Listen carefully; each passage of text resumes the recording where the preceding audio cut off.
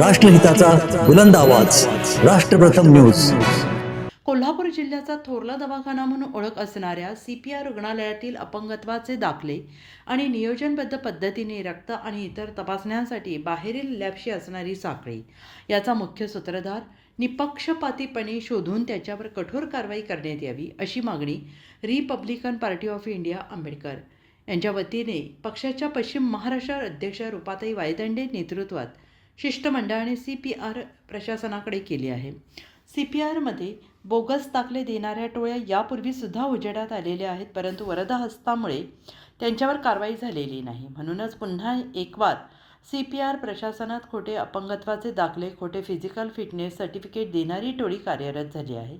कोल्हापूर जिल्ह्याचे पालकमंत्री आदरणीय प्रकाशजी आंबेडकर यांनी तीव्र संताप व्यक्त करून तातडीनं कारवाईचे संकेत दिले आहेत.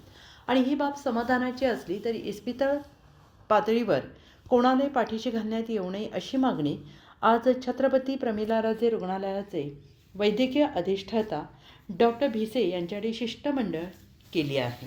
त्यासोबतच सध्या CPRशी निगडीत ऐरणीवर असलेला प्रश्न म्हणजे CPR रुग्णालयाच्या प्रवेशद्वारावर प्रवेशासाठी होणारी बाचाबाची आणि पार्किंगची होणारी गैरसोय. यावर बोलताना रूपाताई वायदंडे यांनी म्हटलं आहे की CPR रुग्णालयात रुग्ण आणि त्यांचे नातेवाईक यांना मुख्य प्रवेशद्वारावर तैनात असणाऱ्या सुरक्षा रक्षकांकडून चौकशी अंतिम देण्यात येणारा प्रवेश आणि त्यावरून वारंवार भांडण सदृश्य तयार होणारी परिस्थिती, बहुतांशी वेळा मोठी वादावादी आणि त्यातून प्रवेशद्वारावर खोळंबणारी वाहतूक ही नित्याची बाब बनली आहे. तरी या सर्व गैरसोयीबद्दल CPR प्रशासनाने योग्य त्या उपाययोजना करून तात्काळ वाहतूक प्रश्नी मार्ग काढावा अशी मागणी शिष्टमंडळाच्या वतीनं करण्यात आली आहे. CPR रुग्णालयात ॲडमिट असणारे रुग्ण, डॉक्टर, स्टाफ यांच्या व्यतिरिक्त इतर लोक CPR आवाराचा वापर पार्किंगसाठी करून निर्माण होणाऱ्या गैरसोयीला आळा घालण्यासाठी मुख्य प्रवेशद्वारावर होणारी छाननी ही गरजेची वाटत असली तरी ती छाननी सदोष असल्याचा पार्किंग व्यवस्थेवर मार्ग निघणे अशक्यप्राय आहे. सुरक्षा रक्षकांकडून ठराविक लोकांना किंवा विना छाननी दिला जाणारा प्रवेश कोणत्या तडजोडीवर दिला जातो असा सवालही यावेळी शिष्टमंडळाने उपस्थित केला आहे. CPRचा हा अनागोंदी कारभार तात्काळ दुरुस्त करावा, अन्यथा तीव्र आंदोलन छेडलं जाईल असा इशारा यावेळेस CPR प्रशासनाच्या वतीनं उपस्थित असणाऱ्या डॉक्टर गिरीश कांबळे यांना दिला आहे. आणि यावेळी छत्रपती प्रमिलाराजे रुग्णालयाचे वैद्यकीय अधिष्ठाता डॉक्टर भिसे यांनी फोनवर शिष्टमंडळाशी बातचीत करून संपूर्ण परिस्थिती ऐकून घेतली आणि तातडीने उपाययोजना करण्याचे आश्वासन दिले.